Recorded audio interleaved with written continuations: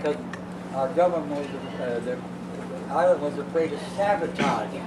But this island was about 80% Japanese in those days, 85%. So they figured if they put them out on the tarmac, they could keep an eye on them. Well, Japanese loved that because they destroyed them all. So as a courier, my first base was Wheeler, next door to Schofield, taking messages from the command post to the field operation. Well, when I got to Wheeler, the second wave just started. I dove off the bike behind a construction roller, ting, ting, the bullets were whizzing all over. Finally, they left, got on the bike, went over to Hickam. They were there, off the motorcycle in the dirt again.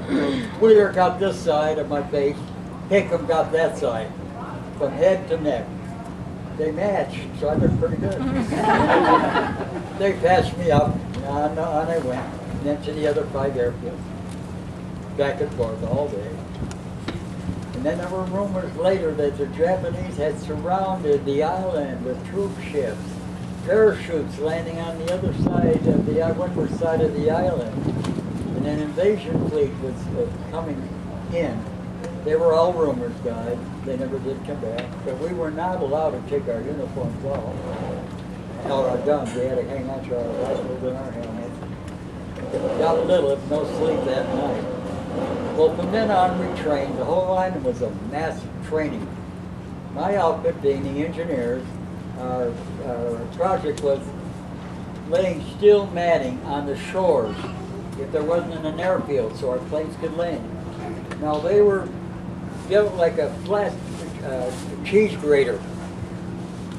And they were 10 feet long by 4 feet wide. At 128 pounds, I couldn't even lift one end. And my duty was to lay them together, and then we clamped them. And we clamped that one. And made a runway on the sand so our fighters could land. Well, they decided I couldn't lift the end, that I would hammer the clips in place. The sledgehammer was so heavy I couldn't pick it up above me, so they had me just putting the clips in. Well, from then on, 8 months of that training, then it was overseas. My very first base was Canton Island in the Marshall group. Sorry, I got pictures of all this that I'm telling you, but they're not here. Was Canton Island built like an egg, in the shape of an egg, opened at one end. Our president lines, our cruise ships in those days, were named after president. The President Taylor, and they were converted to cruise ships. President Taylor tried to get into the harbor because the middle was harbor. It got stuck on the coral and couldn't get in or out because there were no tugs there to pull it out or push it in. And so we stripped it of everything usable. Every moonlit night of the month, the Japanese bombers would come over, dropping their bombs, trying to sink it. They never did hit it. But they'd go back to Japan and say, sunk another American ship, which they didn't. Now, Canton Island was right on the equator, guys and gals. It was 110-15 during the day, every day, and it was 114 every night. So we slept in the bunk, just about all of us. There were no ladies on the island, so we could do that. And especially if it rained, we ran right out with our regular soap. Otherwise, we had to take a shower in the salt water with salt soap. That wasn't much fun. Well, this one night after the all clear, I went back to my bunk, and I had built a little shack out of wood that was left there. Canton Island was actually a British possession with a roof on it. Went back to my bunk. Next thing, hell was breaking loose. The roof of my little village blew off. Grabbed my rifle and my helmet, and that was it. I ran out and dove into a trench, which was coral. Hit the edge, cut my face again from here all the way down. Landed on a goonie bird, which real name is an albatross. They're like a pigeon with a brown nose, brown feet, and a red feather out the rear end. landed on it, turned around, gave me a dirty look. I think he got the Purple Heart, I didn't. And that one, and then from then on, guys, I was there 14 months, building our very first progressive airfields. From then on, it was island hopping. We followed the Marines when they captured a Japanese island, and we were right there with them. As soon as we pushed the Japanese far enough back, we were in there filling in the craters and cleaning it off so our own planes could land. The Japanese weren't too happy about that, and they kept shelling at us, so we pushed them far enough back. So that went on all through the rest of the war. Tinian, Saipan, Okinawa, Guadalcanal, Guam. I ended up at Okinawa, ready for the invasion. I hadn't had liberty for 2 years, so they finally gave me liberty while we were in training for 2 months to invade Japan. That would have been a mess, folks. They estimated 1.5 million American servicemen would have been killed, and 1.5 million Japanese civilians and military would have been killed. They would have been, every single Japanese would have been strapped with dynamite, hand grenades, pitchforks, baseball bats to repel our invasion. So that was the estimate of 1.5 million Japanese. But because of the atomic bomb on Hiroshima and Nagasaki, which ended the war, and I know a lot of people say, oh, we were so cruel to kill those 160,000 civilian people in Nagasaki and Hiroshima, but because of the atomic bombs, we saved 3 million. But try to compare them. So on the way home, I mentioned it. On the way home, the war ended, and I didn't have to go back. I had enough points. How old were you in December? Sorry? How old were you when you were here at Pearl Harbor? Well, when I got here, I was just 20. And I became 21 in August of 41. Right after I got out of high school, I had a job which I didn't like, and I joined the Army. From Cleveland, Ohio. Now I took. Was there a flight of B-17s that were coming back, and do you know what happened to those guys? There were 12 B-17s coming from the mainland. They were stripped.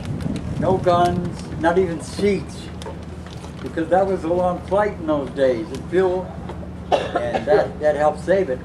Well, when they got here, the attack was going on, and every one of those B-17s was shot.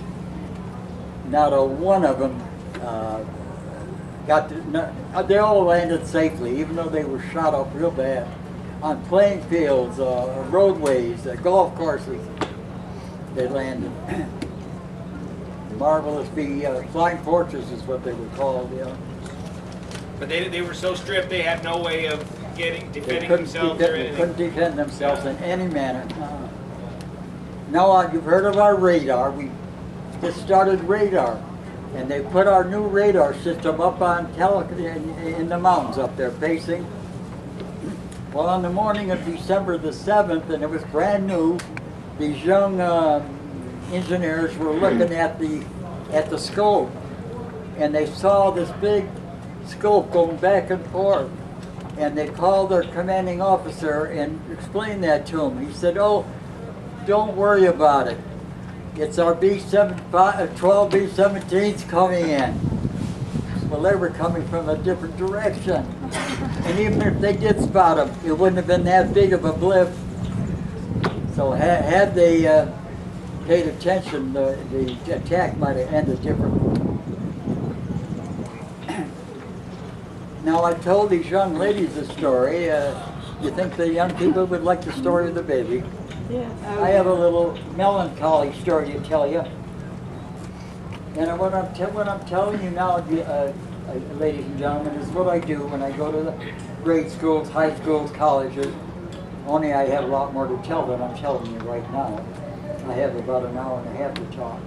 And at the end, I tell them a little story about the USS Utah, which is still over here, as you know, still in the water with 54 sailors down below, and the remains of a little baby.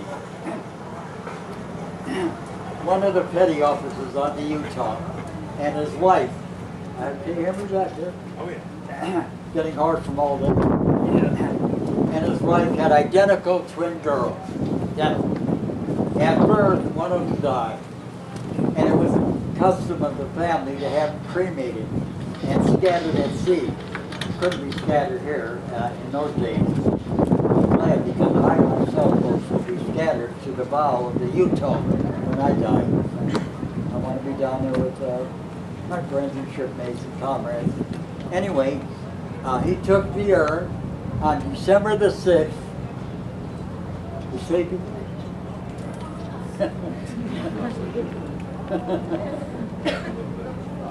Yeah, me too. Got up at 4:30 this morning. You too. Where was I? Oh, I did. He took the urn, put it in the slumber, waiting for a chaplain to come aboard on December 6th.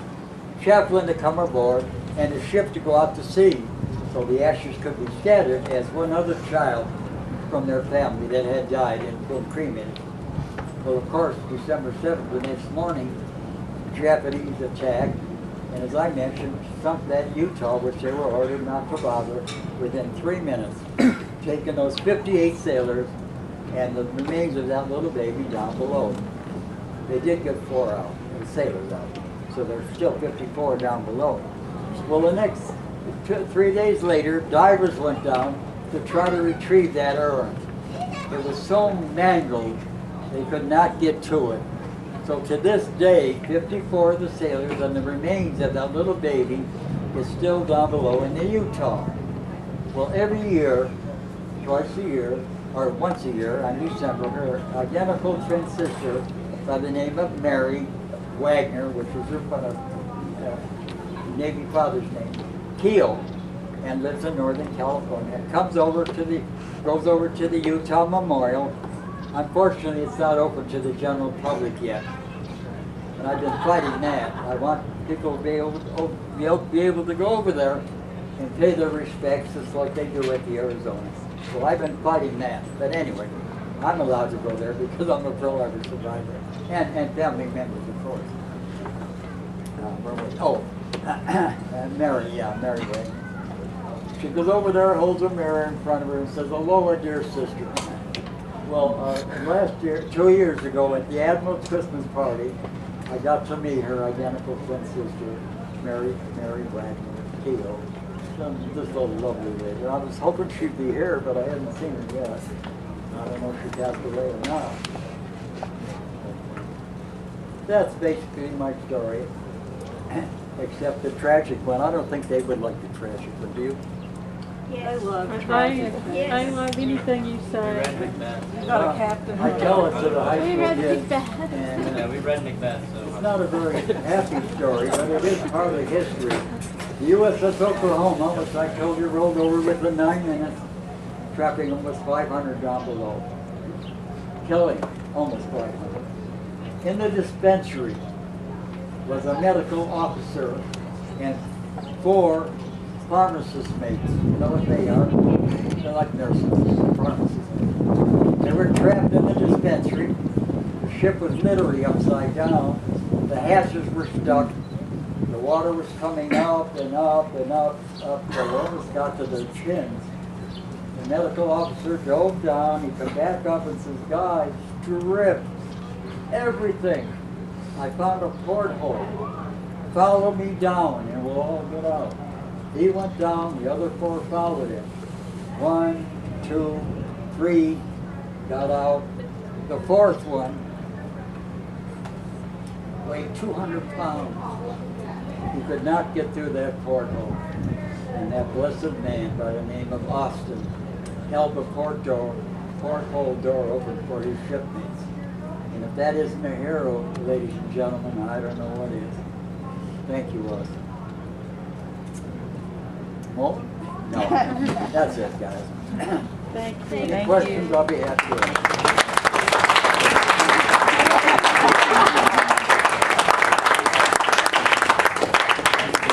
enjoying your trip, guys?